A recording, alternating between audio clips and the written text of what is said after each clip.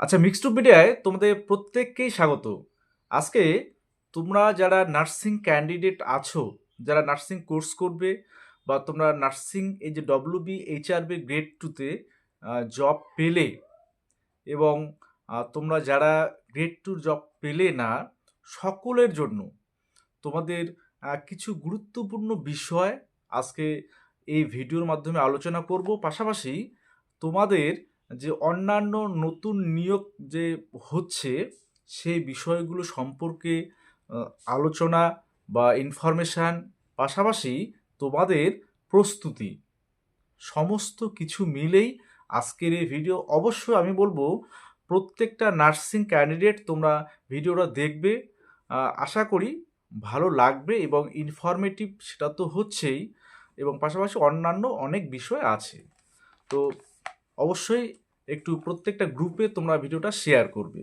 দেখো, প্রথমে আজকে সকালে উঠে যে বিষয়টা আমি লক্ষ্য করলাম একটা, সেটা হচ্ছে মালদা জেলার ক্ষেত্রে। মালদা জেলার মিশন হাসপাতালের বিরুদ্ধে একটা অভিযোগ উঠছে। সেখানে প্রায় নার্সিংদের ৪ থেকে ৪,৫০০ ক্যান্ডিডেটদের তারা হচ্ছে প্রতারণার শিকার হয়েছে।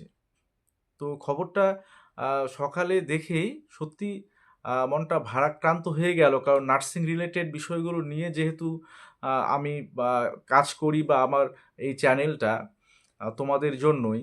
তো এই যে প্রতারণা, এটা সত্যি খুব তাদের প্রতি অন্যায় করা হয়েছে এবং অবশ্যই এর উপযুক্ত ব্যবস্থা নেওয়া উচিত। আর আমি প্রত্যেকটা ক্যান্ডিডেটদের বলবো যে কোথাও কোনো নার্সিং হোম থেকে শুরু করে বা যে কোনো কেউ যদি তোমাদের কোনোরূপ কোনো চাকরির বিষয়ে বা কোথাও মোট কথা কাজের বিষয়ে এগুলোতে কথা বলে, অবশ্যই সেগুলো আগে নিজে ভেরিফাই করবে। যেগুলো আমি অনেক সময় বলে থাকি প্রাইভেট নার্সিং হোম বা প্রাইভেট নার্সিং কলেজে অ্যাডমিশনের ক্ষেত্রেও। তো যাই হোক, সেটা অবশ্যই তোমরা এই বিষয়গুলো খেয়াল রাখবে। আচ্ছা, এবার তোমরা যারা ডব্লিউবিএইচআরবি গ্রেড টু জব পেলে অবশ্যই তোমাদের এবং তোমাদের পরিবারের প্রতি অনেক অনেক শুভেচ্ছা থাকছে আগামীর। এবং অবশ্যই তোমাদের প্রত্যেকের বেসিক বিএসসি বা পোস্ট বেসিক বিএসসি এবং জিএনএম গ্রেড টু তোমাদের যে পোস্টিং অর্ডার অর্থাৎ জয়নিং প্রসেসটা তোমাদের কিন্তু দ্রুত হচ্ছে এবং ২-৩ দিনের মধ্যেই তোমরা কিন্তু পোস্টিং অর্ডার পেয়ে যাবে। ঠিক আছে, তোমাদের নোটিফিকেশান আসতে চলেছে। তোমরা অবশ্যই তৈরি থাকবে বা রেডি থাকবে। এবং যে বিষয়গুলো তোমাদের আজকে আমি তোমাদের উদ্দেশ্যে বলবো, তারপরে বাকি বিষয়গুলো আসছি।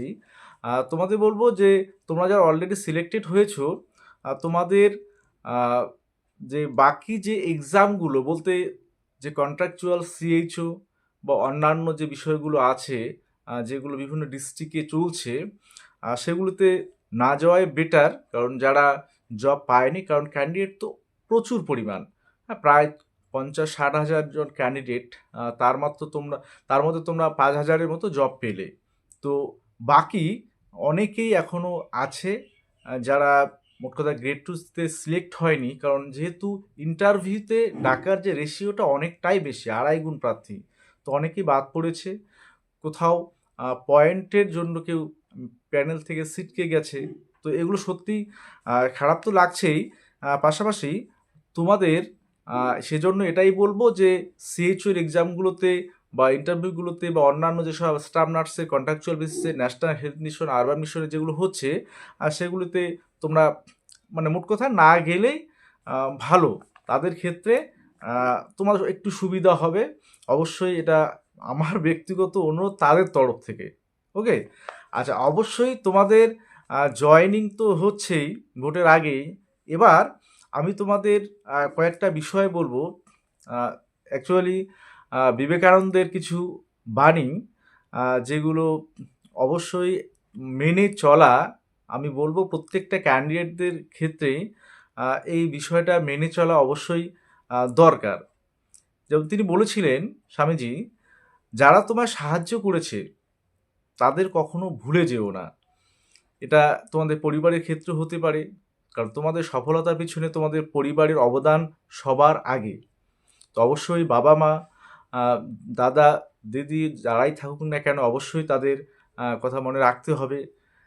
অনেকে চাকরি পেয়ে, যাই হোক, সে বিষয়গুলো বলছি না, অবশ্যই সেটা একটু দেখবে। এটা বিবেকানন্দের মোট কথা ওনার হচ্ছে বাণী, যারা তোমাকে ভালোবাসে তাদের কোনোদিন ঘৃণা করো না, আর যারা তোমাকে বিশ্বাস করে তাদের কখনো ঠকিও না। তো বিবেকানন্দের এই স্বামীজির 3টা বাণী অবশ্যই তোমরা সকলেই মেনে চলার চেষ্টা করবে, এটাই তোমাদের কাছে আমার প্রার্থনা।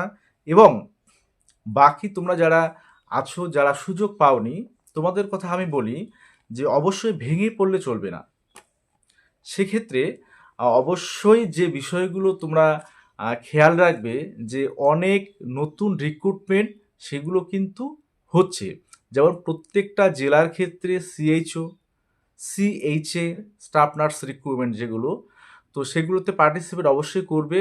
আজকে থেকে যেমন আমাদের গ্রুপে সিএইচওর জোর কদমে প্রস্তুতি চলছে অনেকেই, কারণ আজকে সকাল থেকে বা কালকে রাতের বেলাও অনেকেই এসএমএস করেছিল, হোয়াটসঅ্যাপ করেছিল তাদের মোট কথা চাকরির এই সুখবরটা, তারা যে চান্স পেল, অনেকে আছে সকালবেলাও অনেক মেসেজ পেলাম হোয়াটসঅ্যাপে।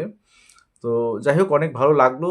এবং তোমাদের অবশ্য অনেক বিষয় আছে যারা তোমরা এখনও চান্স পাওনি বা কোনো জব পাওনি, একটা যেহেতু সরকারি চাকরি একটা হাতছাড়া হয়ে গেল, মানসিক দিক দিয়ে অনেকে হয়তো অনেক অন্যরকম অবস্থায় আছে, কিন্তু না, ভেঙে পড়লে চলবে না।